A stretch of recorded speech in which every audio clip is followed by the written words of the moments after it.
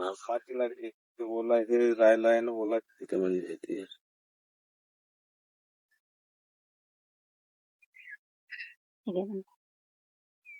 इकडून आहे, इकडून चप्पल भरून.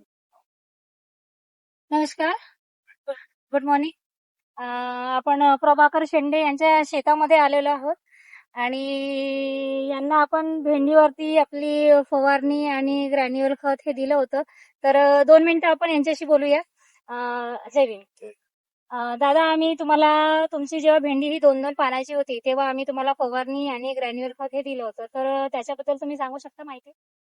आम्ही ते खत दिल्यानंतर 21 दिवसाने आम्ही खत दिलं. त्यानंतर आमच्या झाडाला वाढ मिळाली आणि त्या झाडाची कालोटी 1 नंबर बनली आणि त्याच्यापासून आमचं उत्पन्न वाढलं. अच्छा. तर उत्पन्न हे किती किती दिवसात तुम्ही घेऊन राहिले? आम्ही 1 दिवसावर तोडायचं. अच्छा. एक दिवस समजा 70 किलो निघला, हा. दुसऱ्या याले 50 किलो निघायचा. एक दिवसानंतर. एक दिवसानंतर. अच्छा. तर आता तुम्ही सॅटिस्फाईड आहात हो. तुमच्या भेंडीविषयी? हो. तुमच्या या भेंडीविषयी जसं मला तुम्ही बोलले की मॅडम, तुम्ही जर माझ्या शेतात एखादा शेतकरी जरी घेऊन आले तर तो माझ्या झाडांना फेल करू शकणार नाही. आज प्रत्यक्षात मी खरंच बघायला आले आहे की तुमच्या झाडाची म्हणजे तुमचे जे भेंडी आहे की त्याची क्वालिटी कशी आहे हे बघायला आली आहे. मलाही खरंच खूप हॅपी वाटत आहे की मी ज्या क्षेत्रामध्ये पाऊल टाकलं आहे ते खरंच खूप चांगलं क्षेत्र आहे आणि यामध्ये शेतकऱ्यांचा खूप चांगला फायदा होऊ शकतो. तर तुम्ही याच्यात सॅटिस्फाईड आहात? 100%? तुम्ही सांगा काय काय वापरलं होतं याच्यामध्ये?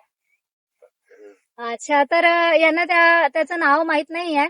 तर आपण यांना फवारणी दिली होती पीजीपी गोल्डची, ठीक आहे, आणि ग्रॅन्युअल दिलं होतं आणि आपलं एक स्टिकर. फक्त एवढंच. या 3चा जो एक संयुग बनून आला आणि त्यामधून तुम्हाला पूर्ण भेंडी दिसत आहे. ही कशा प्रकारची भेंडी आहे बघा. आणि इथे भेंडी तोडणाऱ्या लेडीज पण आहे. थँक्यू सो मच दादा. धन्यवाद.